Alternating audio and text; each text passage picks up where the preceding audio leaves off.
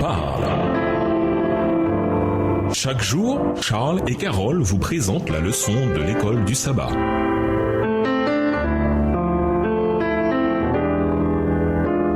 Bienvenue dans votre émission Dieu nous parle. Voilà la leçon de lundi, une leçon d'acceptation. En leur montrant ce que signifiait voir chaque individu sous un nouveau jour, Jésus enseignait à ses disciples comment voir les gens à travers le regard divin. Sa vision des gens était radicale. Il les voyait non tels qu'ils étaient, mais tels qu'ils pouvaient devenir. Dans toutes ses interactions, il traitait les personnes avec dignité et respect. Il surprenait souvent ses disciples par sa manière de considérer les personnes. C'est particulièrement vrai dans son échange avec la femme samaritaine. La Bible, intitulée Archaeological Study Bible, fait cette observation intéressante sur les relations entre Juifs et Samaritains. La rupture entre les Juifs et les Samaritains remonte à une période ancienne. Selon 2 Rois 17, les Samaritains étaient des descendants des peuples mésopotamiens qui avaient été contraints de s'installer dans les terres du nord d'Israël par le roi d'Assyrie suite à l'exil de 722 avant Jésus-Christ. Ils associaient le culte de Yahvé à des pratiques idolâtres. Texte tiré du livre The Archaeological Study Bible, à la page 1727. En plus de ces pratiques idolâtres, ils établirent un sacerdoce rival et un temple rival sur le mont Garizim. Vu cette différence théologique avec les Samaritains, les disciples ont dû être déroutés quand Jésus choisit la route samaritaine pour aller en Galilée. Ils furent surpris que Jésus ne se laisse pas embarquer dans un débat religieux. Il en appela directement au besoin d'acceptation, d'amour et de pardon de la femme samaritaine. Lisons Jean 4, versets 3 à 34.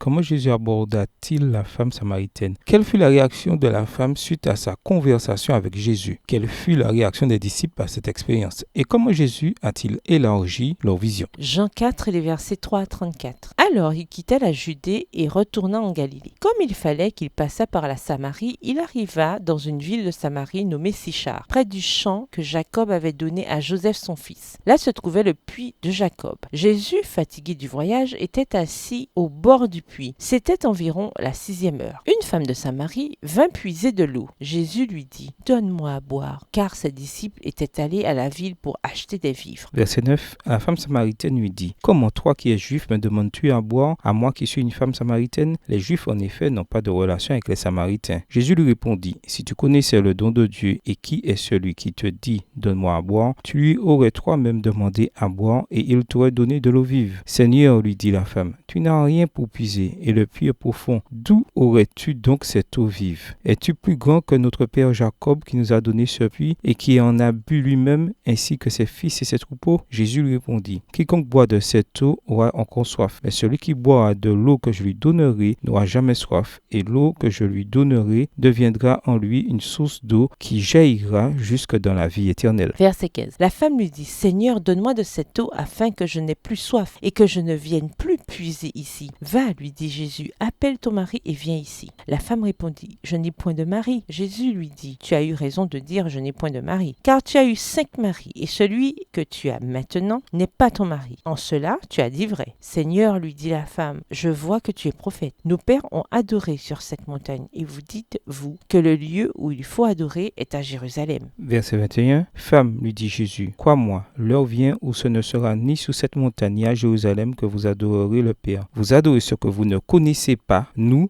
adorons ce que nous connaissons, car le salut vient des Juifs. Mais l'heure vient, et elle est déjà venue, où les vrais adorateurs adoreront le Père en esprit et en vérité, car ce sont là les adorateurs que le Père demande. Dieu est esprit, et il faut que ceux qui l'adorent en esprit et en vérité. Verset 25. La femme lui dit, je sais que le Messie doit venir, celui qu'on appelle Christ. Quand il sera venu, il nous annoncera toutes choses. Jésus lui dit, je le suis, moi qui te parle. Là-dessus arrivèrent ses disciples qui furent étonnés de ce qu'il parlait avec une femme. Toutefois, aucun ne dit, que demandes-tu ou de quoi parles-tu avec elle? Alors la femme, ayant laissé sa cruche, s'en alla dans la ville et dit aux gens, venez voir un homme qui m'a dit tout ce que j'ai fait. Ne serait-ce point le Christ? Ils sortirent de la ville et ils vinrent vers lui. Verset 31. Pendant ce temps, les disciples pressaient de manger, disant, Rabbi, mange. Mais il leur dit, j'ai à manger une nourriture que vous ne connaissez pas. Les disciples se disaient donc les uns aux autres, quelqu'un lui aurait-il apporté à manger? Jésus leur dit, ma nourriture est de faire la volonté de celui qui m'a envoyé et d'accomplir son œuvre. La leçon éternelle que Jésus désire enseigner à ses disciples et à chacun de nous est simple. Ceux qui ont l'esprit de Christ verront tous les hommes avec les yeux de la divine compassion. Texte tiré du magazine The Signs of the Time du 20 juin 1892, écrit par Ellen G. White. Quelles sont les personnes que vous avez tendance à considérer avec mépris ou avec un manque de respect à cause de l'influence de votre culture et de votre société? Pourquoi devez-vous changer d'attitude et comment ce changement peut-il se produire? Au revoir. Et à demain si tu veux.